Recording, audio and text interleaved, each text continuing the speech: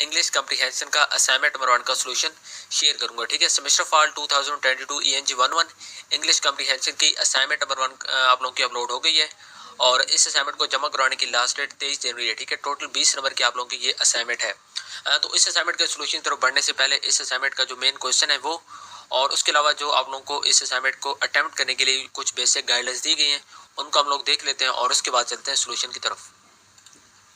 तो ये आप लोगों का यहाँ पे क्वेश्चन फाइल है। क्वेश्चन फाइल के अंदर आप देखें, फर्स्ट ऑफ ऑल पहली बात है कि आप लोगों ने असाइनमेंट को MS वर्ड के अंदर बनाना है, इसके अलावा कोई और भी फॉर्मेट आप लोगों का एक्सेप्टेबल नहीं होगा।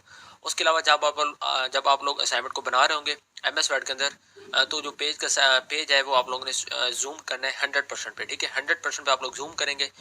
उसके अलावा आप लोगों ने कॉपी पेस्ट नहीं करना। उसके अलावा ड्यू डेट के बाद भी आप लोगों ने असाइनमेंट को सबमिट नहीं करवाना। ड्यू डेट के अंदर जो कि आप लोगों की 23 जनवरी है, तो 23 जनवरी से पहले पहले आप लोगों ने इस असाइनमेंट को सबमिट करवा लेना है। उसके अलावा फॉर्मेटिंग गाइडलाइंस में देखें तो यहाँ पे जो फॉन्ट साइज है वो आप लोगों ने 12 रखना है और font style times new Roman रखना है। अब यहाँ पे क्वेश्चन नंबर 1 है। क्वेश्चन नंबर 1 को मैं यहाँ पे मुकम्मल रीड नहीं कर रहा, मैं यहाँ से रीड करूँ। पैसेज हैज़ बीन गिवन, आपको एक पैसेज दिया गया, रीड द पैसेज केयरफुली। उस जो पैसेज है उसको आप लोगों ने रीड करना है, केयरफुली रीड करना है। ठीक है, and answer the multiple choice question given below. और उसके बाद इस पैसेज के नीचे आपको कुछ MCQs दिए हुए हैं, उन MCQs का आप लोगों ने आंसर बताना है। तो आप लोगों को टोटल यहाँ पे 5 MCQs दिए हुए हैं। ठीक है, एक MCQ 2 नंबर का है, टोटल आप लोगों के 10 नंबर का यहाँ पे क्वेश्चन नंबर 1 है। तो उम्मीद करता हूँ कि क्वेश्चन नंबर 1 की आपको समझ आ गई होगी। अब चलते हैं क्वेश्चन नंबर 2 की तरफ और उसके बाद हम लोग इसका सोल्यूशन देखेंगे। तो उसके बाद ये आप लोगों का क्वेश्चन नंबर 2 है। इसके अंदर आप यहाँ पे देखें, ठीक है, यहाँ से identify 5 transitional signals from the following passage. आपने आइडेंटिफाई करना है कोई से 5 transitional signals from the following passage. आपको एक नीचे पैराग्राफ दिए हुए हैं, उसी पैराग्राफ में से आपने कोई से 5 ट्रांजिशनल सिग्नल्स को आइडेंटिफाई करना है कि आपने बताना है कि कौन से इस पैराग्राफ में ट्रांजिशनल सिग्नल्स हैं। और उसके बाद आप लोगों ने उनको लिखना है। नीचे आपको एक बॉक्स दिया हुआ है, उसी बॉक्स के अंदर आप लोगों ने लिख लेना है, कोई से 5 लिखने हैं। ठीक है, 6 लिख लें, मतलब कि ज़्यादा कर सकते हैं लेकिन कम नहीं करने, क्योंकि जो एक ट्रांजिशनल सिग्नल है वो 2 नंबर का है। आप लोग 5 लिखेंगे आपको 10 नंबर मिल जाएंगे। और अगर आप 6 लिखते हैं फिर भी कोई मसला नहीं है, ज़्यादा हो सकते हैं लेकिन कम नहीं लिखने। अब चलते हैं जी क्वेश्चन नंबर 1 का है उसका सोल्यूशन की तरफ, उसके बाद क्वेश्चन नंबर 2 का सोल्यूशन देखेंगे। अब यहाँ पे जो पहला क्वेश्चन नंबर 1 है उसके अंदर पहला MCQ है, यहाँ पे देखें, the title that best suits the passage would be. अब इसमें आपने बताना है कि जो ऊपर आपने पैराग्राफ रीड किया है, ठीक है, उस पैराग्राफ का आपकी नज़र में जो सबसे बेस्ट टाइटल है वो कौन सा होगा। ठीक है, तो यहाँ पे मैंने जो चूज़ किया ऑप्शन नंबर बी है। ऑप्शन नंबर बी सबसे जो बेस्ट टाइटल है मुझे लगे, ठीक है, वो मैंने यहाँ पे पिक कर लिया। उसके बाद जी क्वेश्चन नंबर 2 है, MCQ नंबर 2। तो इसमें देखें, the distinction between inferior animals and rational beings is dead. Question number 2 में आपने बताना है कि the distinction between inferior animals और उसके बाद जो रैशनल बीइंग्स हैं इनके दरमियान जो डिफरेंस है वो क्या है। तो इसका जो मैंने ऑप्शन यहाँ पे पिक किया है ऑप्शन नंबर डी है। ठीक है, the latter are capable of reasoning things out whereas the former can not do so.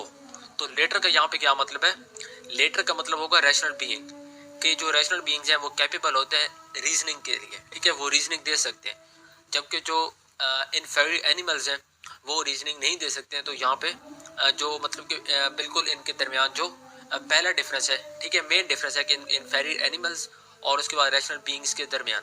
तो जो इनकैपेबल ऑफ फाइटिंग, तो ये तो गलत है कि फाइटिंग दोनों कर सकते हैं।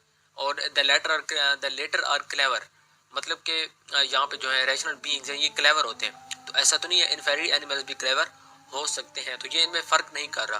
तो ऑप्शन नंबर डी है, ये इनमें फ़र्क कर रहा है। आपने बताना है कि जो इनफेरियर एनिमल्स हैं और उसके बाद जो रैशनल बीइंग्स हैं इनके दरमियान फ़र्क क्या चीज़ करती है। तो फ़र्क करती है कि जो लेटर है, मतलब कि यहाँ पे रैशनल बीइंग्स हैं ये चीज़ों की वजह बयान करते हैं, और उसके बाद जो इनफेरियर एनिमल जिनको यहाँ पे फार्मर कहा गया कि तो ये वजह नहीं बयान कर सकते। उसके बाद क्वेश्चन नंबर 3, इसमें आप देखें, what is the meaning of the word debilitating. Debilitating का आप लोगों ने मीनिंग बताना है कि जो आपको नीचे MCQs दिए हुए हैं इसमें से जो करेक्ट आंसर है वो क्या है। ठीक है, तो इसका जो करेक्ट आंसर है वो है ए, ऑप्शन नंबर ए है, इनफीबल। डेबिलिटेटिंग का मतलब होता है कमज़ोर करना, ज़ईफ़ करना। ठीक है, किसी भी चीज़ को वीकेंड करना। तो स्ट्रेटन इसका उल्ट होगा, जो कि आपको ऑप्शन नंबर बी में नजर आ रहा है। ये यहाँ पे नहीं है, डी बेस भी नहीं है, थ्राइविंग भी नहीं है, इनफीबल जो है ये यहाँ पे करेक्ट आंसर होता है, क्योंकि इनफीबल और उसके बाद जो डेबिलिटेटिंग है ये आपस में सैनोनाइम है।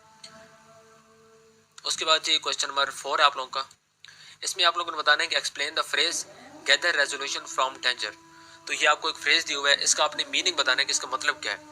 तो मुझे यहाँ पे जो इसका बेस्ट मीनिंग लगा है वो है ऑप्शन नंबर बी है, जिसके अंदर state of utter hopelessness makes one determined to face the difficulty.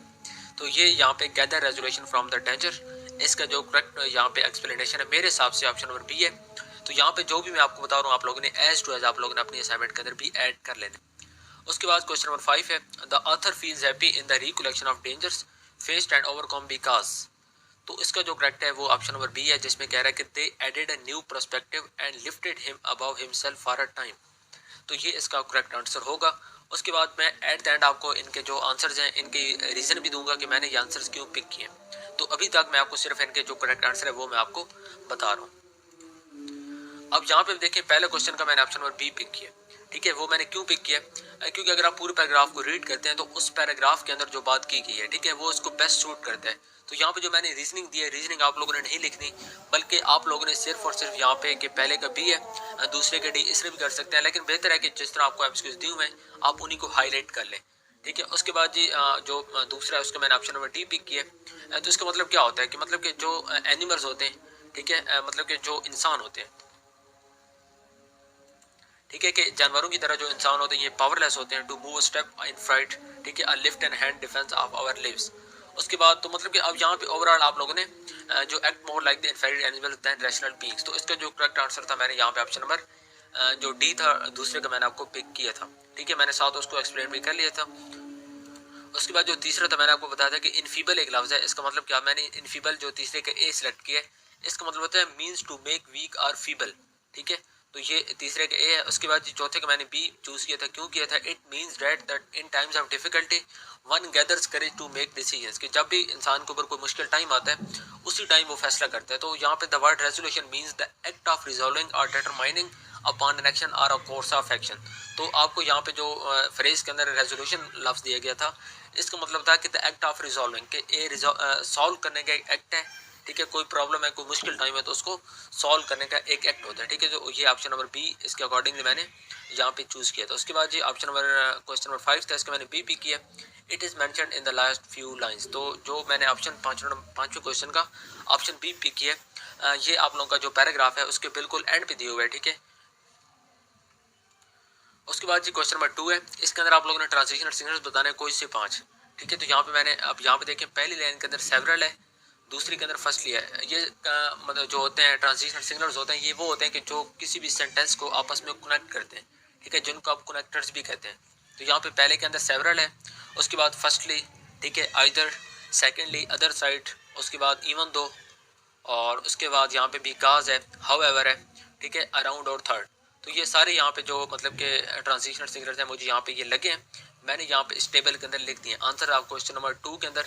तो ये 10 मैंने यहाँ पे लिखे हैं, आपने इसमें से कोई से 5 पिक करने हैं, और ये भी तमाम स्टूडेंट्स का आंसर सेम होगा, ठीक है। तमाम का ना सही, लेकिन मेजॉरिटी ऑफ द स्टूडेंट्स का आंसर ये सबका सेम होगा। तो आप लोगों ने यहाँ से कोई से 5 पिक कर लेने और अपने असाइनमेंट के अंदर ऐड कर लेने। तो उम्मीद करता हूँ कि आपको जो ENG 1 की असाइनमेंट नंबर 1 है इसका सोल्यूशन आपको समझ आ गया होगा।